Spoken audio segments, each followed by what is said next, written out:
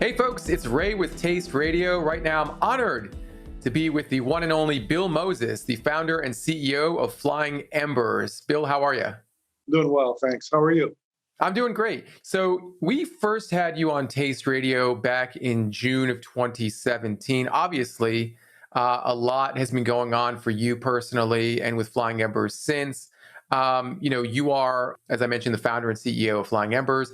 You're also a board member and board director with a number of fast-growing companies, including Wild Brands, Koya, Vive, Iconic. How do you manage your time most effectively? Because it sounds like you've got quite a bit on your plate. Yeah, that's a good question. I just got to be super efficient with my time. Usually early in the morning before I get my workout in, I focus on the other boards that I sit on and some of the other advising. And then when I show up here at Ventura, I'm full on Flying Embers, and then of course sometimes in the evening I'll do some calls on the other companies. Now, Bill, I've referred to you as the founder and CEO of Flying Embers a couple times now, but you're actually the founder and CEO of a company called Fermented Sciences, of which Flying Embers is a brand. This is a company that you founded shortly after exiting KeVita, a brand that you also co-founded, is now owned by the Pepsico company. What is the mission? What's the idea behind Fermented Sciences? Fermented Sciences' mission is to develop better for you beverages that really center around fermentation. Primarily right now with Flying Embers, it's all about alcohol and alcohol beverages that are better for you. We also have in development some non-alcoholic beverages that could fall under the Fermented Sciences corporate umbrella. Better for you alcoholic beverages. I have a feeling that TTB was watching closely. I get it. You obviously get it. A lot of people don't understand what better for you alcoholic beverages means. But, how do you position it in a way that is okay for regulatory bodies who are frowning upon those types of phrases? Yeah, this is a bigger conversation that really is happening industry-wide and with certain key retailers like Whole Foods.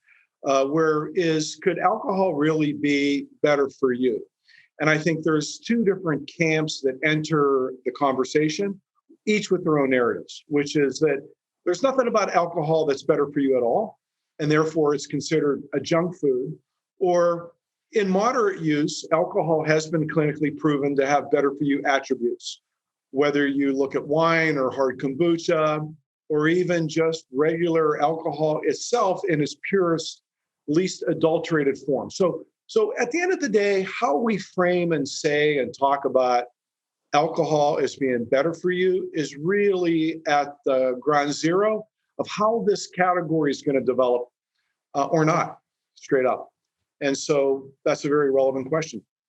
Well, there's a lot of believers in what you guys do as it relates to better for you alcoholic beverages and non-alcoholic beverages. You guys have raised $50 million to date, which is remarkable.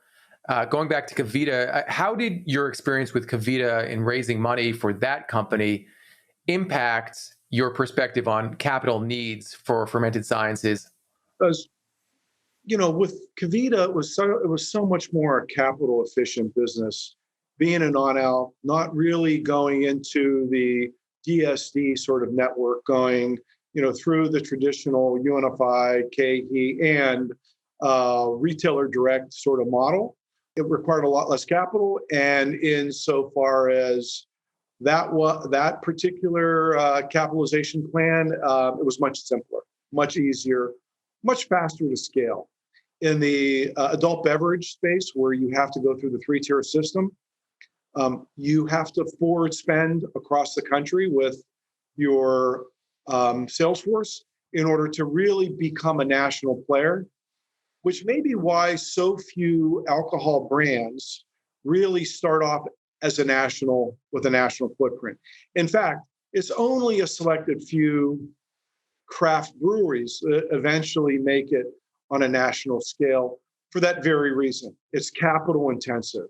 So in moving from KeVita and learning that being first to market in a growing category really matters when there's only going to be a few that really lead such a category, like there was in the non-alc kombucha space. So my strategy was to raise a lot of money to ensure that we could create a national footprint so that we could be first to market in hard kombucha. And that's really the difference between KeVita, very capital efficient, not having to forward spend tens of millions of dollars to build a national footprint, unlike hard kombucha or alcohol, where you have to spend a lot of money to be a national player. Yeah, let's talk about Flying Embers Hard Kombucha, which launched about 3 years ago. Can you give us a brief overview of where the brand is today? Sure. Yeah, well, today we're in 40 states. We have 170 distributors. We're in about 10,000 doors across the US. And our growth is pretty explosive. And we've developed and gone national on two product lines, obviously the hard kombucha and the hard seltzers. I think we should back up for a second in that, when you got into this space of hard kombucha, there were very few people involved. Now you see a new hard kombucha brand popping up every week. How did you analyze the opportunity for hard kombucha? And has the category today and your product line met your expectations? Well, yeah, the growth has exceeded expectations. So we're really pleased with the category growth. Like craft beer or the craft brewers of America, you will see a lot of local brands diving into hard kombucha. One of the barriers to entry is that you're dealing with a bacteria that many brewers don't want in their brewery. So there is some barrier to entry there. And one of the things I've learned about the hard kombucha space is that it really is a crafted beverage. Initially, I thought it was going to be a competitor to hard seltzers because, non-alc seltzers, non-alc kombucha moving over. What we've learned is that it really is a highly crafted product that requires that sort of attention to detail and that sort of consumer. Insofar as that analog goes, there will be a lot of local craft kombucha companies that we'll be seeing. And I still contend that there's going to be a few national brands that are going to claim the national retailers' attention that'll ultimately drive the industry growth and be the leaders of the category. Going back to what you said about bacteria, I think you might throw some folks for a loop. When you say bacteria, you mean good bacteria. Yes, good bacteria. There's all sorts of bacteria, and that's an ongoing conversation as well. What bacteria in kombucha, whether it's alc or non-alc, is really a probiotic bacteria. So without going into the weeds around the different species of and types of bacteria, it is all about the bacteria. When you really look at kombucha, the consortium of bacteria and what they are really deliver not only the organoleptic experience, but also the functional benefit. Now, we've been talking quite a bit about hard kombucha, and I want to go to a statement you made in an article, I believe is in late 2020, in which you said, quote, hard kombucha will probably represent the smallest piece of our revenue next year. We're a better for you platform, end quote. And I think that was referring to, correct me if I'm wrong, the launch of your hard seltzer line, which came out in July of 2020. It's only a year old or less than a year old, but it's growing really, really fast. Do you see hard seltzer as the future in terms of growth and what the brand is known for going forward?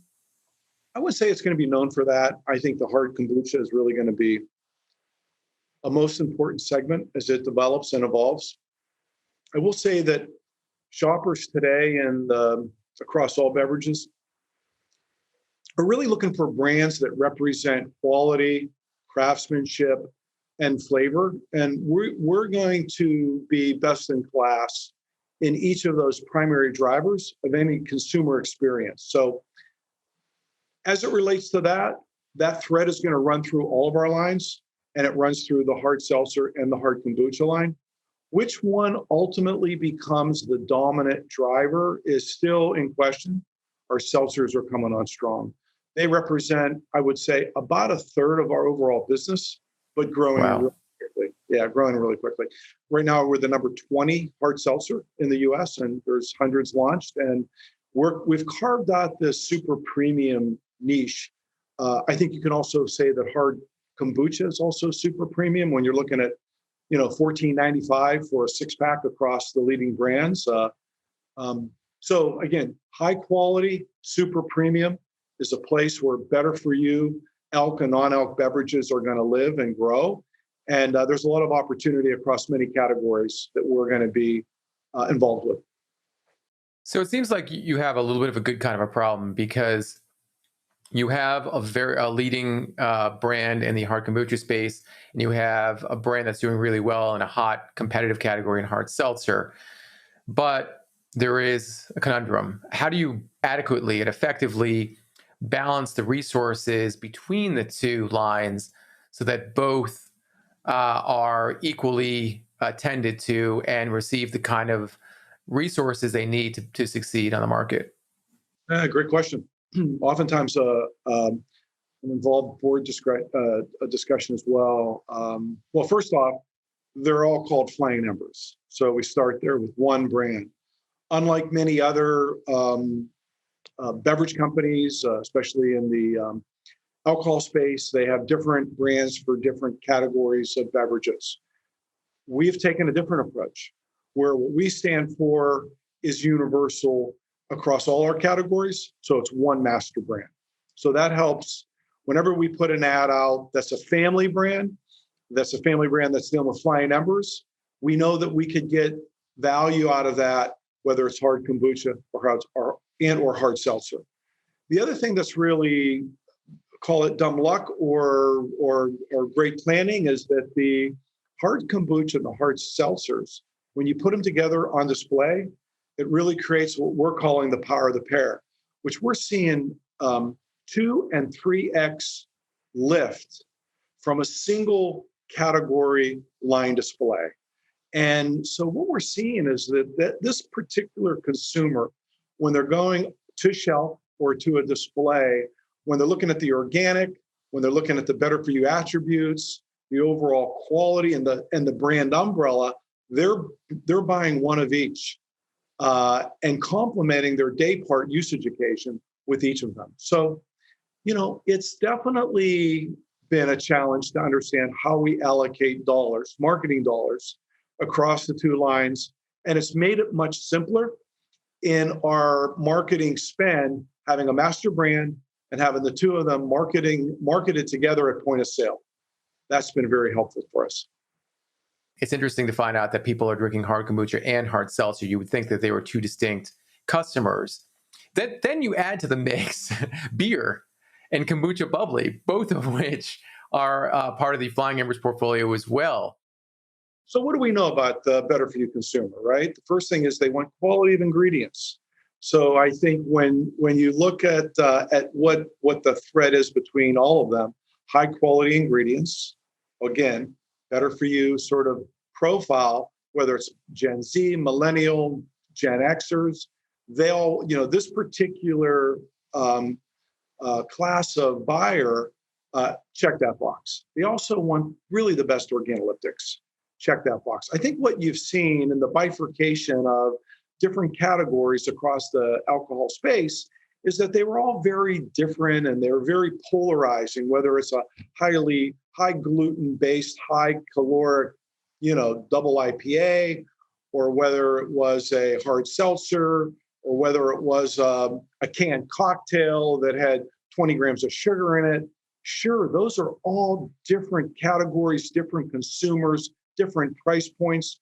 We're taking the approach that there is a similar psychographic profile across all of our lines and better for you. And by serving them a different product in each category, gives them an opportunity and gives them permission to try each and use each in different usage occasions that they feel appropriate.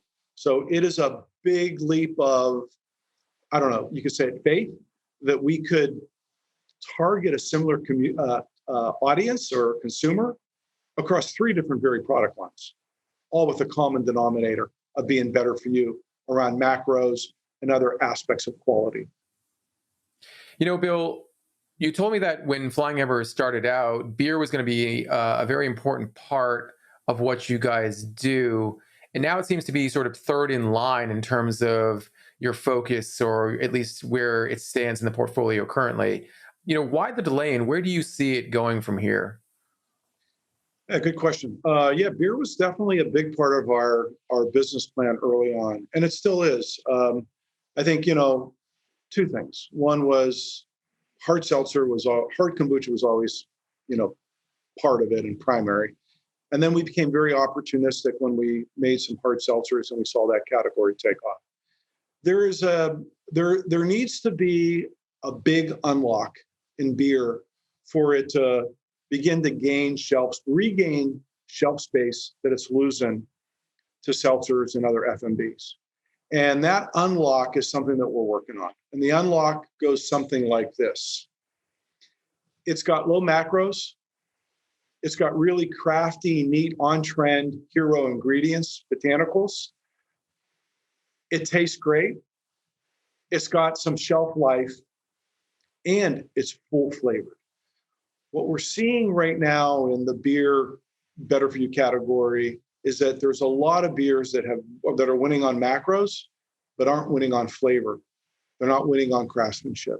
So what we're developing, and we'll be excited to launch at the right time, is that unlock, where you get a tremendous organoleptic experience with no compromise, even though you're coming in with lower macros.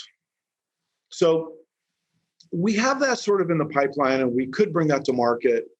And I think really what we want to do is cultivate those at our brew houses, now 6, develop them, get consumer feedback, take them to the market locally, see which ones really become the best sellers, and then move forward with a Better For You beer program. We initiated a Better For You beer program with Kroger and selective retailers, where we came out with an Active Ales lager, a lager that we believe is really fuller flavored with very low macros, and continuing to tune in that value proposition in a way that we could take a line national is what we're developing, and we'll experiment through our brew house exploration. So it's coming. It's a huge unlock. And whoever gets it right, and we hope to be the ones that get it right, I think we'll have a lot of opportunity to gain share in a shrinking shelf display opportunity. And I think we need to see the seltzers kind of flatten out a little bit before retailers stop cutting beer back and providing more seltzer. When that starts to neutralize, I think we'll have an opportunity to get an incremental shelf placement. Right now, trying to get any additional shelf placement from a major retailer for beer is a uphill battle. So this might sound like a strange question. It sounds like you see a growth opportunity for beer, in particular, the kind of beers that you're making. But are you bullish on beer in general? I mean, I think when the beer that delivers low macros, better for you, without compromise to taste, gets delivered, even with gluten or whatever it might be, it's just such an experience. There's hard kombucha is great, hard seltzers are great, FMBs are great, and then there's beer, right? And that's never going to go away. There's always going to be a huge category there. And how you just, like I say, unlock it to really jump ahead in new innovation is really a matter of timing. It's not about if, it's about when. And I think we're going to have to see the seltzer category kind of taper off, while folks like us, I think, will then be poised to come to market with beers that I think are going to really appeal to the better for you consumer that have been leaving the traditional beer market. We'll bring them back, and we'll bring them back in droves at the right time when the retailers can really get behind us and give us shelf space. I don't think it's yet. So let's talk about your innovation strategy. Right now, you have four product lines. Do you map out, or how have you mapped out? How have you thought about additional products for the portfolio, and how do trends fit into that innovation strategy? Yeah, so we look at what's occurring online, right? We realize that in today's world, that even with beverages, despite the economics of shipping with weight, that online success really dictates now wholesaler effort and rationalization of taking a product to market. And so when we look at that, we look at other big categories that are selling online and having a lot of success. Well, we know that the wine industry does a lot online. When you look at wine industry, what's the next evolution in the wine industry that we're beginning to see category development and growth at that's better for you? And better for you isn't just that wine has polyphenols in it, it's better for you.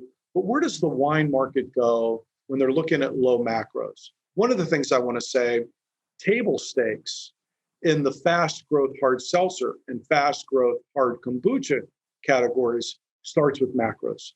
It starts with what's not in there. And then it evolves into, well, what is in there?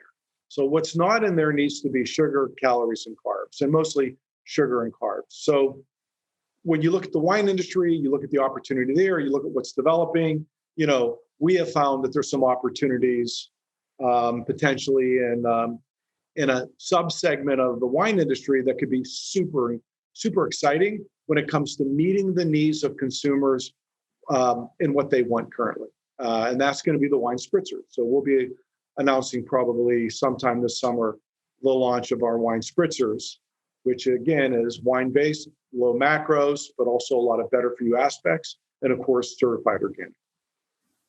How does velocity play into your perspective on new product development? Because I imagine, and I don't think it's a stretch to say that your hard seltzers are probably turning faster than any other product line. When you think about a wine spritzer versus a kombucha bubbly versus a beer, is it more about how do we differentiate and build out the portfolio so that we are reaching as many consumers as we can? Or is it about turn? Well, I think it's really about turn in specific classes of trade. So when you look at turn, when you look at your route to market, wine spritzers, DTC only initially. What is the turn? What is the economics there? You look at, hard kombucha. When you look at class of trade and now the on-premise, before we shut down, we were seeing really strong on-prem class of trade velocity there, which helps build brand when you go into a market before you go out to wholesale or concurrently. So velocity is really important. But when you talk about velocity with any specific line, you have to think about what the route to market and strategy is via class of trade. And to that end, each are unique in their specific velocity requirements that make it, let's just say, which is a proof point for it to then move into another class of trade. So I don't know if that's a long answer to a very specific question, but velocity matters.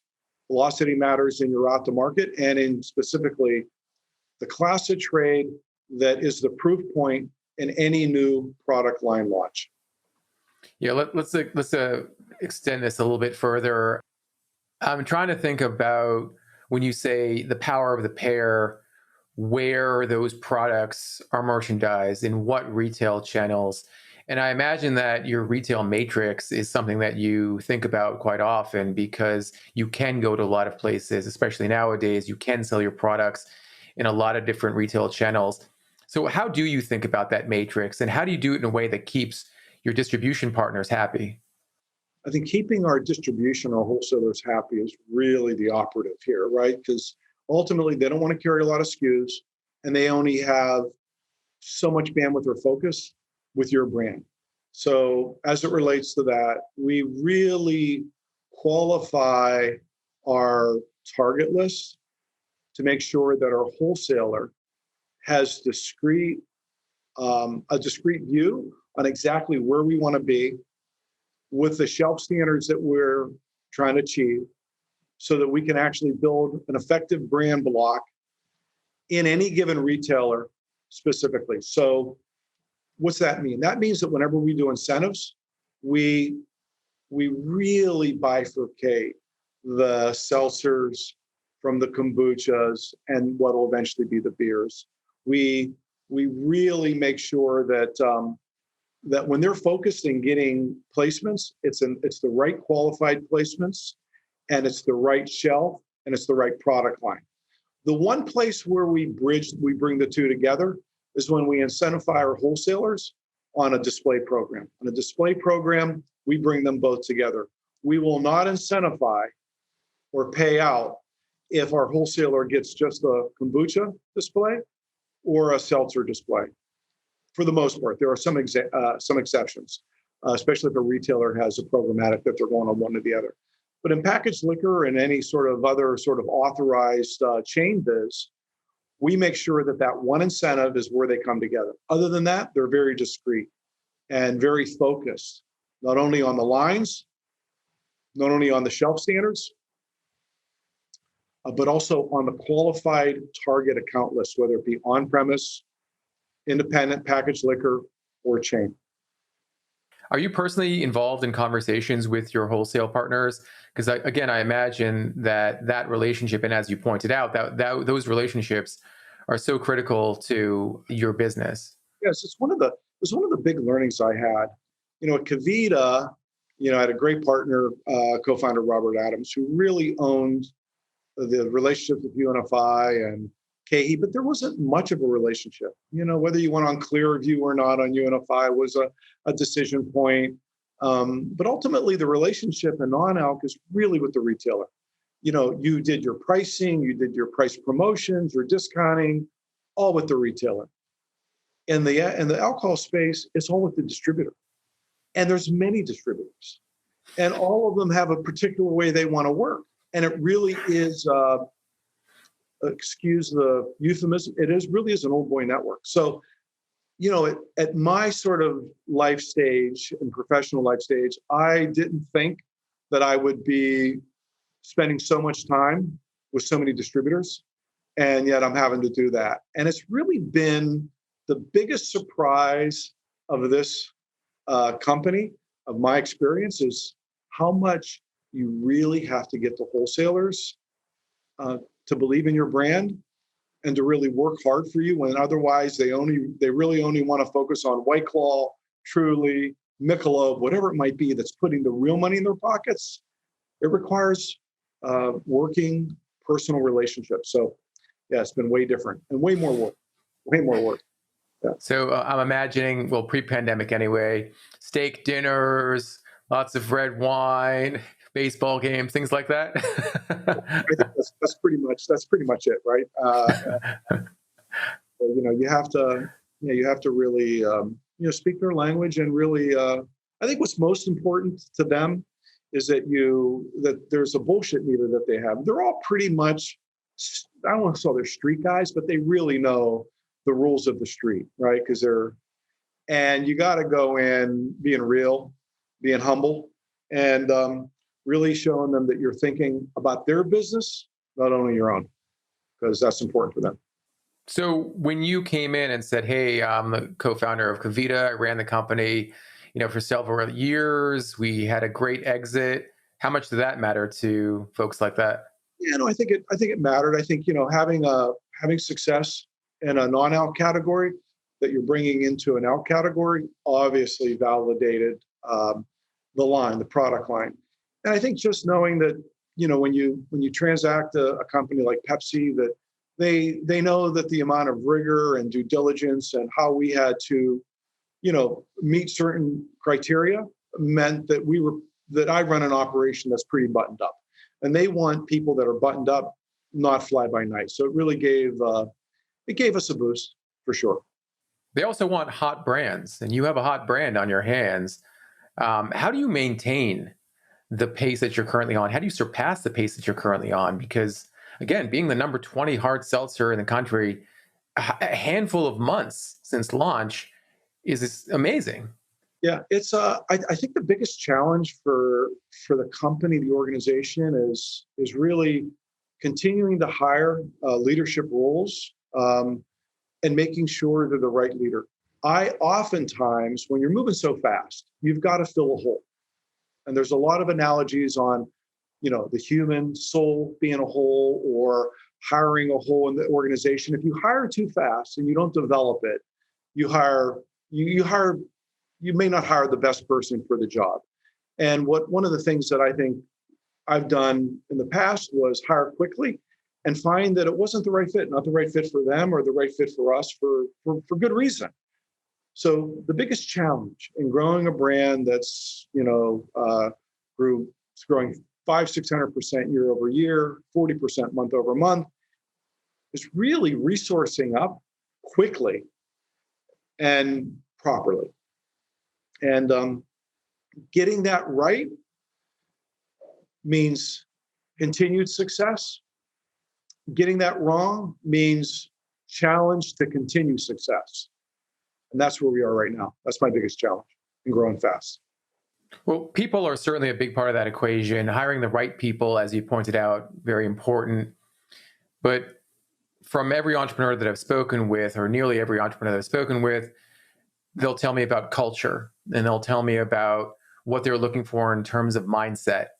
And the last time we spoke, you talked about that there's a certain amount of drive and intensity in this business. And that drive and intensity is critical to quote unquote winning. Right, right. It's a fine balance. I mean, as an entrepreneur coming into a company that's driving to win, and there's a couple of other folks in the that I really respect in the hard kombucha segment that are driving hard. There's another side of culture that needs to be developed. Everybody that I hire wants to win, highly competitive. That's the name of the game. And also, trying to find more time to have more effort into building culture. And it was really difficult during the pandemic. We really couldn't get together and do offsites, et cetera. But one of the things that I could tell you is absolutely the most important focus I have, other than hiring right, is finding the right energy that I need to foster with the team, so that no matter how intense and how challenged we are personally, that we all feel good about what we're doing. And that is a skill set that I'm still developing at my life stage. And that's a big part of balancing out a super competitive, high growth, intense organization. And it's really important. Enjoying what you're doing is really, really important. And I remember an interview I did where the founder said, as long as I'm getting up in the morning and excited about what I'm doing, I'm going to continue to do it. And as important as that is, I think enjoying or appreciating what you're selling is really important as well.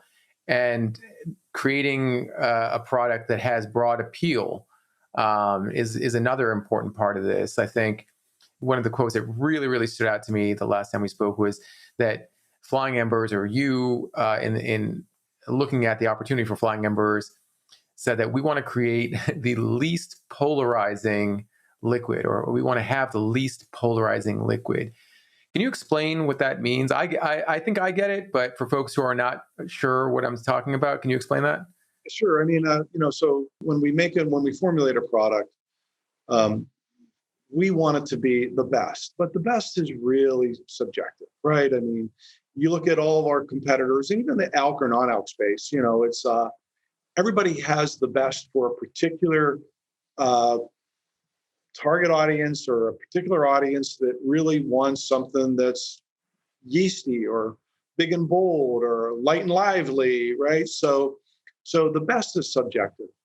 So what I've always focused on is formulating a product that is the least polarizing, where it's the best to the most, and most importantly, disliked by the least. And when you look at a lot of different products, the dislike value is really part of the polarization piece that I'm trying I try to manage in whatever innovation I'm bringing to market. When people say, do you try to make the best? Yeah, of course, but I really try to make the least polarizing, one that the fewest dislike while the most like. Do you have to love every product you sell? Oh, no. No. In fact, there's a couple that sell really well that actually, it was funny yesterday. So I'm in Boston and we're meeting with the Sheehan leadership, a big distributor up there. And we're going through a tasting at our new brew house that we're just opening, and we're entertaining them there. And, one of the folks pulls out one of our best sellers, and I'm slowly elbowing them saying, don't show it. And they're looking at me like, this is one. I said, no, it's not that good. And they go, what are you talking about? And we're like having a real-time debate in front of like the CEO as it's being poured into his cup. So he drinks it. And I'm thinking, oh man, this could be a really bad impression. He drinks it and goes, I can't wait to take this home and show my wife the show. So there's a lot of products that just aren't my favorite, but they're good sellers and in some cases winners. So yeah, short answer. Well, what do they say? Beauty is in the eye of the beholder. Well, maybe liquid is in the stomach of the person that appreciates it. If I can make that leap. I just think we have to be we have to be compassionately honest with each of our children in our view of their performance or their given I don't know what you want to say flavor profiles and so yeah, the short answer is I don't love all of them. I love a few of them, and those are the ones that I continually drink. Right. That's the honest answer. I think that's something that also is exciting as a founder. If I were an entrepreneur and I was selling something, I saw someone really enjoy my product, I'd be like, man, that makes me so happy. Does that still drive you? What really drives you at this point? Because this is your second rodeo. Yeah, I think really looking at creating not only a new product, but be part of a new evolution of a category. And I think what really turns me on most is when I go to a Vaughn's, I go to a Harris Teeter, I'm in the market, and I'm looking at the set, and I see someone go up and buy it and look at it, and I'll ask some questions. I won't even say I don't say I'm the owner or the founder. I say, what do you like about that? They go, why are you choosing that one? And even if they're buying a competitor, I ask them.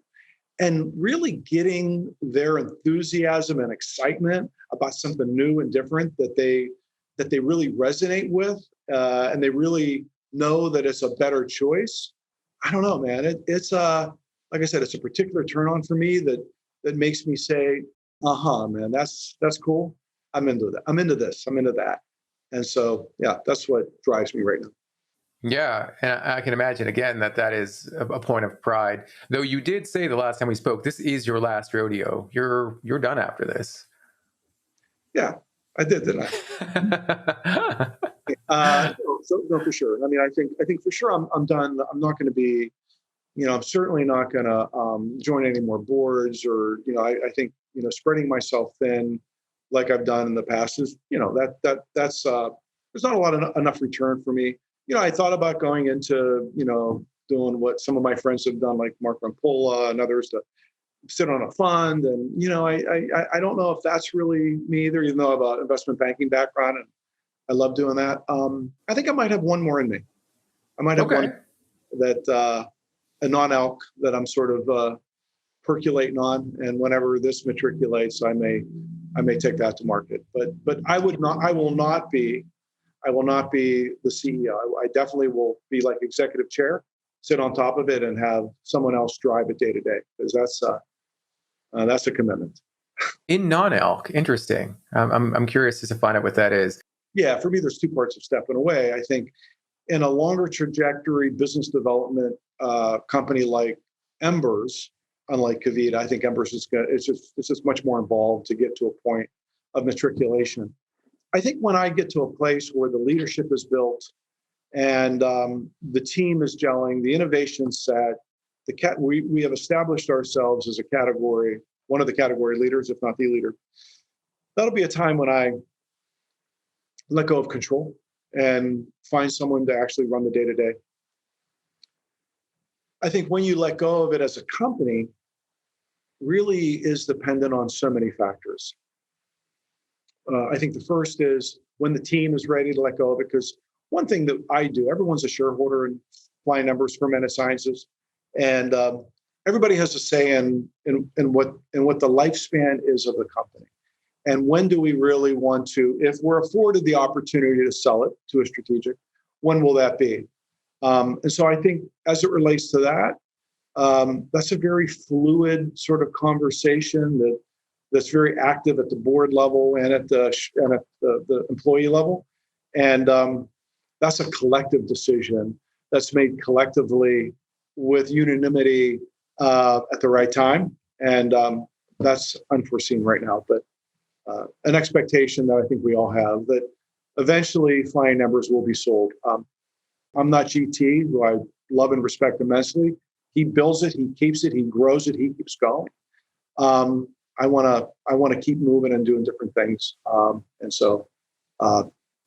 And by GT, you mean GT Dave, who's the founder and CEO of GT's Living Foods, the maker of GT's Kombucha. Again, going back to KeVita, you had a strategic partner for a long time with PepsiCo. Does that help? I mean, does it help to align with your strategic early on, or at least know who the folks that might be potential acquirers? Does it help to have those relationships and build them early on? The short answer is yes. I think with regard to PepsiCo, they invested and had an option. And so, that sort of structure, while it's many times a prerequisite by a strategic, it's not something that I would recommend for many of those that find themselves in that position of having the opportunity of being a choice there. So, we have no strategic that has an option to consolidate us. We do have strategics that have interest in the company, so that they have, quote unquote, a seat at the table to see us develop. I think that is valuable. I think when you get on a large strategic's radar screen where they're tracking you, you're giving them quarterly reports and giving them commentary, and there's correspondence. Yeah, it's very valuable. How much effort they put into advancing your business really is questionable. I don't see a lot of strats doing a lot of lifting for companies they have a minority interest in. And so we did get some benefit from PepsiCo, for sure. The trade-off as it related to the option might not have been there ultimately, because we sold, I think, a little too soon. We were still on a 100% year-over-year growth, or 92% growth when we sold it. And so I think it's bottom line is, yes, it's good to have them involved.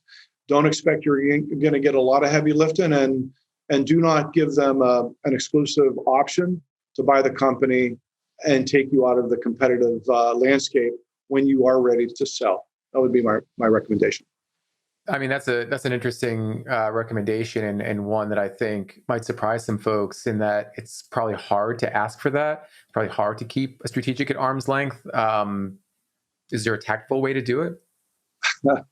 Well, no, there really isn't. I mean, it's oftentimes a binary thesis. I mean, look, if you come in, you have a little bit of history, and you could sort of command the sort of the negotiations and say, if you want to seat at the table, then there's no exit lockup. But many companies will just simply pass, and that's okay too. If you have capital available to you and you don't need the strap for the capital, and we didn't, you're better off at that point, I think, being independent than getting committed too soon into an exit with a strap that may limit your upside or limit the availability of creating a competitive environment. Bill, this has been such an amazing conversation. I'd be remiss, and I think our audience would be as well, if I didn't ask you, and this is something we touched on in our last conversation, in our last interview, about your personal investment strategy, because you're involved in some high growth brands, as I mentioned, Wild, Iconic, Vive, just to name a few. And it's interesting, those companies that you invested in, it feels like innovation was really key. What do you look for in brands these days? What do you look for in emerging early stage brands that really piques your interest? They say, rising tides lifts all ships.